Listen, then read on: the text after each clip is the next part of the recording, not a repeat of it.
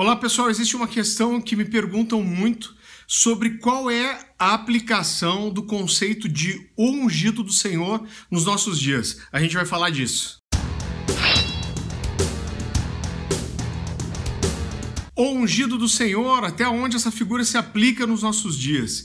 Em Colossenses capítulo 2, versículo 17, o apóstolo Paulo fala principalmente de coisas cerimoniais que apontavam para coisas que ainda viriam. Ele fala que aquelas coisas eram sombras das coisas que viriam. E nós entendemos que todo o Antigo Testamento ele aponta para Jesus. O propósito de todo o Antigo Testamento é revelar a figura de Jesus, o seu propósito e a sua salvação. E assim como muitas e muitas outras figuras, a figura do ungido do Senhor apontava para Jesus. No Antigo Testamento nós vemos que 3 funções eram estabelecidas através da unção com óleo. Os reis eram estabelecidos com unção com óleo, os sacerdotes eram estabelecidos e oficiavam com unção com óleo, e os profetas eram estabelecidos com unção com óleo. Essas 3 figuras apontavam para Jesus, porque Jesus é rei, ele é rei dos reis,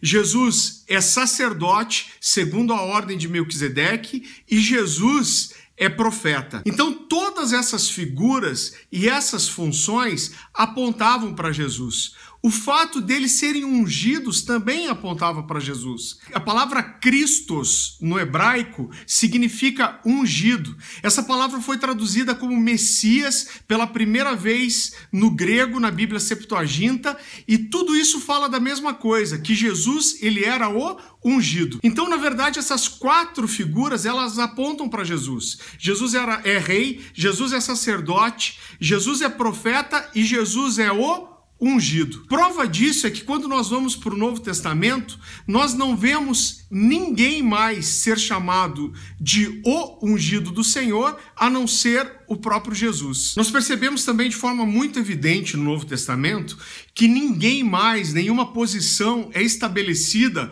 com unção com óleo. No lugar da unção com óleo entra a imposição de mãos. Em Atos capítulo 13, versículo 3, nós vemos as autoridades da igreja se reunindo, orando, jejuando e impondo as mãos sobre Paulo e Barnabé e os enviando para o chamado que o Espírito estava fazendo a eles. Em 1 Timóteo capítulo 4, versículo 14, o apóstolo Paulo diz para Timóteo: não te faças negligente para com o dom que há em ti, o qual te foi concedido mediante profecia com a imposição de mãos do presbitério. Então todas essas figuras, mais uma vez, dos ungidos do Senhor, apontavam para Jesus. Quando Jesus vem, essa figura é cumprida no Cristo, porque Jesus, ele é o Messias, ele é o Cristo, ele é o ungido. Ninguém mais é estabelecido com unção com óleo e ninguém mais é chamado de o ungido do Senhor, a não ser o próprio Cristo. E eu entendo que quem toma para si, hoje, no Novo Testamento,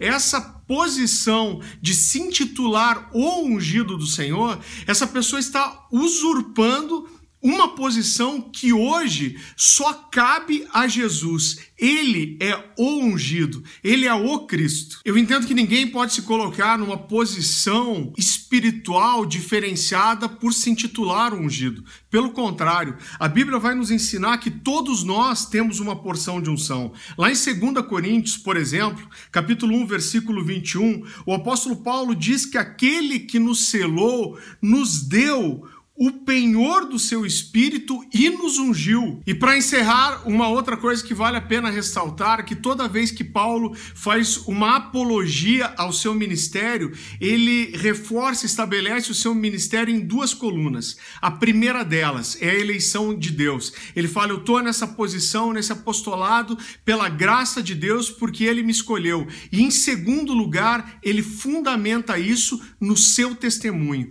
Todas as vezes que Paulo fala da veracidade e da integridade do seu ministério, ele reforça isso não porque ele recebeu nenhuma imposição de mãos e nenhuma unção com óleo, mas ele está dizendo: olha para a minha vida, olha para o meu testemunho, olha para aquilo que eu vivo e isso vai testificar quem eu sou. E eu gostaria de encerrar fazendo uma observação. Em 1 Coríntios capítulo 11, versículo 1, o apóstolo Paulo diz assim: sejam meus imitadores imitadores, assim como eu sou de Cristo. Ele está dizendo, olha para a minha vida e eu atesto que você pode me imitar, porque em primeiro lugar eu sou um imitador de Cristo. E se você não pode olhar para as pessoas que estão à sua volta, que conhecem o seu comportamento, o seu testemunho, e você não pode olhar para essas pessoas e dizer, olha para a minha vida e você pode me imitar, porque eu sou um imitador de Cristo. Se você não tem condições de dizer isso, todo o seu cristianismo deve ser repensado. Espero que essa mensagem tenha te abençoado. A gente fica por aqui. Deus te abençoe.